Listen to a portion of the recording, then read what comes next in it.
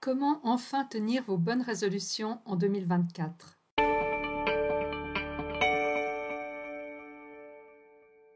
Nous avons tous vécu cette expérience. À la fin de chaque année, nous regorgeons de bonnes résolutions, mais une fois la nouvelle année entamée, que ce soit dès janvier pour les moins motivés ou quelques mois plus tard pour les plus déterminés, nous avons tous oublié nos bonnes résolutions et il nous est difficile de nous en souvenir. Mais pourquoi? Et surtout, comment parvenir enfin à respecter nos résolutions avec facilité et joie? Le processus qui se cache derrière ces échecs est lié à la séquence entre la prise de bonnes résolutions, la carotte, et sa manifestation. Qu'est-ce que j'entends par là? Avant de poursuivre, je vous invite à mettre la vidéo en pause et à vous rendre dans les commentaires pour partager les bonnes résolutions que vous avez prises pour 2024. Cette demande n'est pas par simple curiosité, mais plutôt parce que vous constaterez l'impact significatif de ce que je m'apprête à partager et vous parviendrez bien plus facilement à les réaliser si vous avez pris le temps de les consigner. Bravo à ceux d'entre vous qui ont joué le jeu, car vous vous positionnez en tête de peloton pour concrétiser vos souhaits. Maintenant, en regardant les commentaires, ce que je ne pourrai faire qu'une fois la vidéo publiée, je suis prête à parier que l'immense majorité d'entre vous, je parle de plus de 99% des personnes, a formulé des résolutions du type « Je veux une meilleure santé, je veux plus d'argent, je veux quitter mon travail et enfin devenir indépendante, je veux améliorer mes relations avec un tel, je veux avoir les moyens de changer de voiture ou de maison, je veux perdre tant de kilos, je veux cesser de me stresser pour tout et pour rien. Je veux enfin me consacrer à ma passion et quitter un emploi qui ne me nourrit plus. Je veux faire plus d'activité physique. Je veux manger mieux, etc. A priori, il n'y a rien de mal à cela, mais un problème majeur se profile. Toutes ces résolutions, et je dis bien toutes, reposent sur deux principes. Dans la plupart des cas, vous aspirez à avoir quelque chose. Meilleure santé, plus d'argent, nouvelle voiture, nouvelle maison, meilleures relations. Dans les autres cas, votre résolution porte sur faire. Faire plus de sport, manger mieux, pratiquer une autre activité, etc. Cela signifie que vous avez emprunté, probablement sans en être consciente, le chemin avoir, faire, être. Alors qu'il faut suivre le chemin être, faire, avoir. Il faut être une autre personne pour ensuite entreprendre d'autres actions qui engendreront d'autres résultats. En réalité, en formulant des résolutions basées sur l'avoir ou le faire, cela ne fonctionne pas, car vous demeurez la même personne. Vous continuerez à faire les mêmes choses et donc à obtenir les mêmes résultats. Vous désirez avoir plus d'argent? Devenez une personne riche, prospère. Demandez-vous quelle croyance a une personne qui est riche. Comment se comporte-t-elle en cas de défi?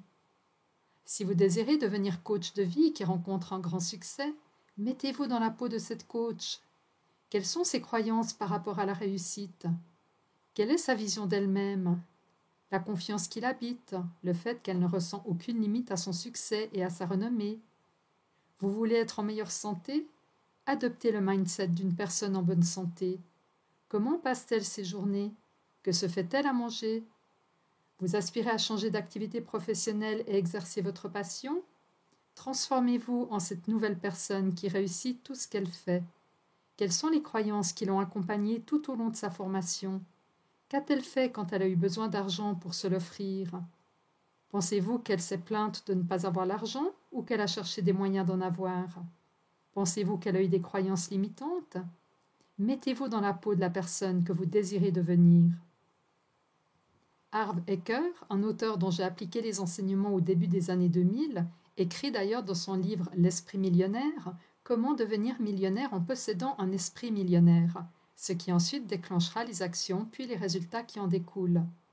Il ne propose jamais d'écrire ce que l'on souhaite ou de faire telle ou telle chose, juste penser comme un millionnaire, d'avoir les mêmes croyances que lui. Et croyez-moi, pour avoir expérimenté sa technique, je peux vous dire qu'elle fonctionne à merveille. Pour devenir cette autre personne, celle qui correspond à celle que vous souhaitez devenir, une personne qui vit de sa passion, qui habite une maison qu'elle adore, qui se sent heureuse et accomplie, qui a autant d'argent qu'elle en a besoin, vous avez plusieurs solutions. Pour ce qui est du domaine financier, vous pouvez appliquer les enseignements des livres, comme celui de Harv Eker. Pour tous les domaines, vous pouvez engager un coach de vie. Vous pouvez aussi suivre mon programme pour une vie de miracle en miracle, dont le lien apparaît en haut à droite de ce podcast. Dans ce programme, je vous accompagne dans ce voyage de transformation. Dans l'une des vidéos d'ailleurs, je vous permets de vivre mentalement la vie de vos rêves grâce à une hypnose dans un voyage qui a lieu 3 ans plus tard et dans lequel vous êtes devenu la personne en bonne santé, heureuse, riche et qui a accompli tous ses rêves actuels. C'est cette transformation intérieure de l'être qui vous guidera vers les actions justes et les résultats que vous désirez. Donc pour concrétiser vos résolutions de 2024, ne cherchez pas à faire ni à avoir, mais à être la personne qui incarne vos aspirations, à changer votre mindset, vos croyances et vos pensées pour aligner qui vous êtes avec vos objectifs. D'ailleurs, pour vous montrer que c'est l'être et non le faire ou l'avoir qui apporte les résultats, pensez à une entreprise prospère dont le patron change. Même si le nouveau dirigeant continue à faire exactement la même chose que l'ancien, il aura très probablement des résultats différents. Pourquoi ? Parce que la personne aux commandes n'est plus la même. Le succès découle de l'être. Vos clients ne viennent pas vers vous parce qu'ils veulent ce que vous leur vendez, mais parce que c'est vous qui le vendez. Si vous devenez cette personne qui vit la vie de vos rêves, je suis convaincue que 2024 sera l'année où vous transformerez vos rêves en réalité. Parce qu'à la fin de l'année, vous aurez profondément changé, et ce sera le plus beau compliment qu'on pourra vous faire. Si vous continuez à être la même personne, vous continuerez à faire les mêmes choses et vous obtiendrez les mêmes résultats. Peut-être que j'aurai le plaisir de vous retrouver dans mon programme pour une vie de miracle en miracle et vous accompagner dans ce chemin de transformation. Quoi qu'il en soit, je vous souhaite une année exceptionnelle et pleine de miracles à venir. Et si ce podcast a généré un déclic ou une motivation pour cette nouvelle année, pensez à liker, à partager et à me laisser un petit commentaire. On se retrouve dimanche prochain et d'ici là, prenez soin de vous.